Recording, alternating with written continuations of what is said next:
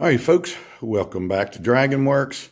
1979 Yamaha XS1100, also known as the XS11. And rumor has it, a lot of people think the 11 means 1100.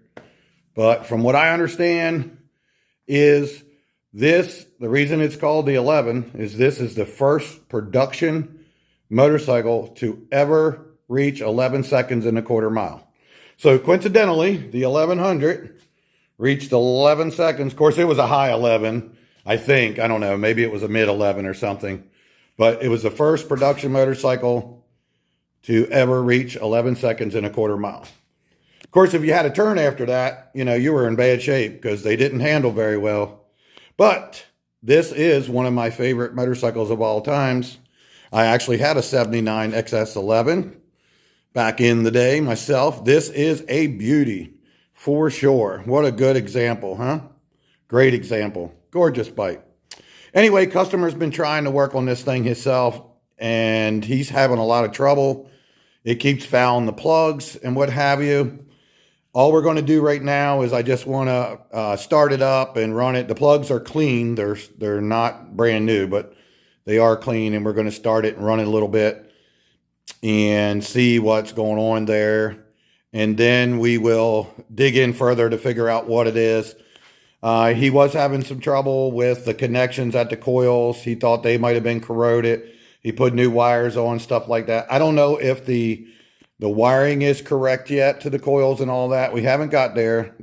He says it does start and run. When the plugs are clean, it'll run great for a little bit. And then it starts fouling them. He's got the mixture screws turned all the way in, and it's still doing it. He did change jets a couple times, and at this point don't remember what's in there or something now, but we'll figure all that out. We just got to check it out for him. All right, let's check it out, shall we? Unfortunately, it's raining today, so we have to play inside. This thing ought to sound freaking awesome with that Kirker exhaust on it. Other than the fact that it's fouling everything out. I don't know how much gas is in it. Let's go reserve on both. And let's see what we get. Might not even have, I'm not even going to try choking it first to see if we can get her running here. Let's see what we got, folks.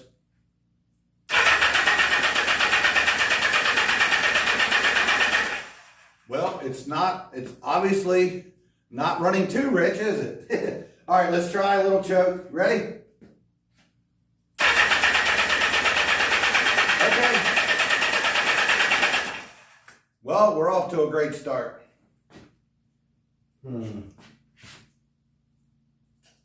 Running rich, eh? Oh my. Sometimes wiggle the knob back and forth, right? That's why I tell people, leave that kill switch alone. Once it's on run, leave it on run. Use your ignition switch.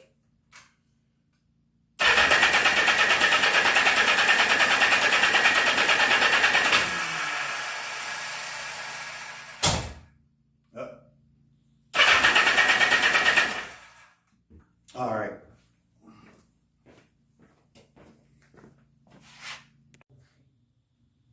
Okay, I didn't see anything weird. I tried to flip the petcoxy a different way. Let's try that. I thought he said to start it right up, but ran rough. So let's see. Let's try it again with no choke. Oh, that's weird.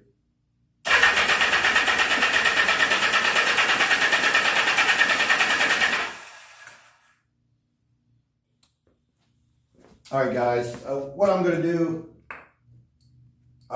it's basically just dumping raw fuel in the motor and the pipe, so sooner or later it's going to go kapow. Oh, well, maybe we got an issue there. He just put on these new wires.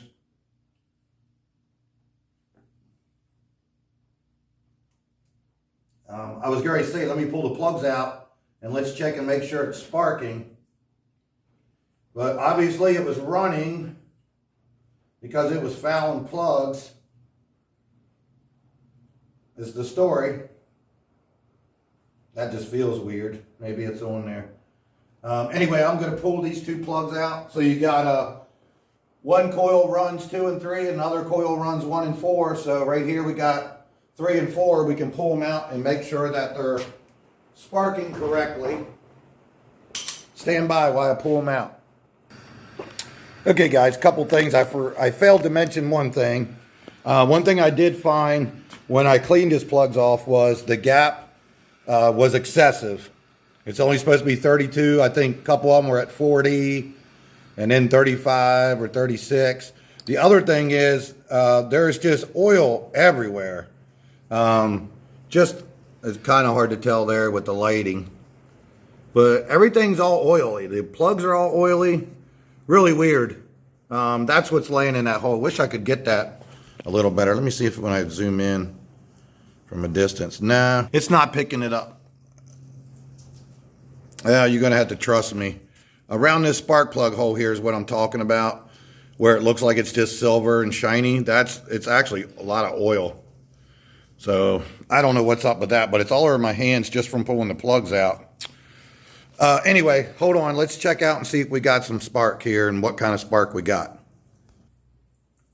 Okay, we're going to see if this will work. We're going to try to do them simultaneously. One there, one there. Got the lights turned down. I don't know if you'll be able to see anything or not. I just want to make sure we have spark and what it looks like. I was not aware the bike wasn't starting. I thought it started right up and ran rich. And then, of course, we get it here, and we've got something totally different, right? Okay, I saw that one. This one jumped off. Let's go back to this one.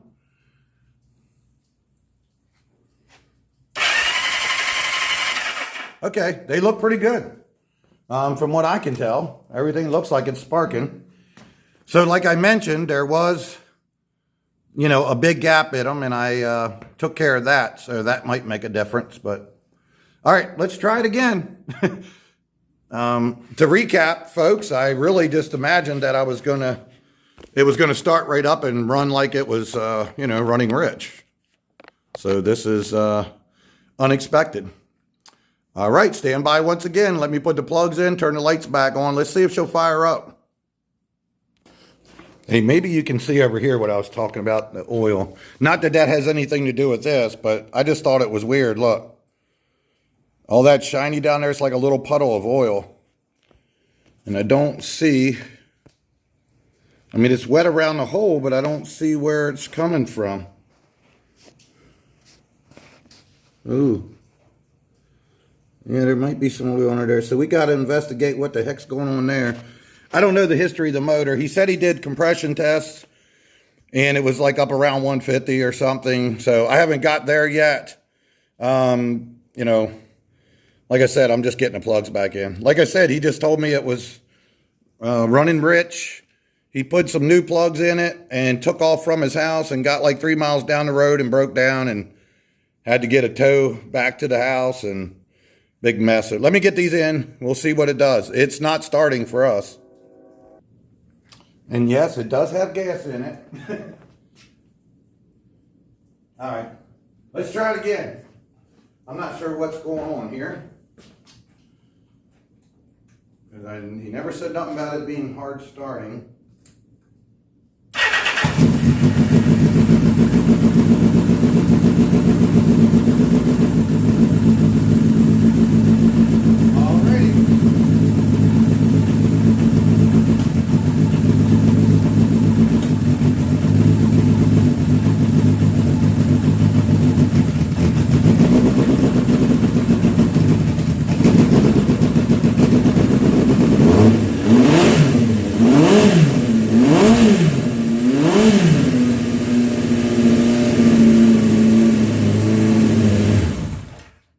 Yeah, I'd say that's rich.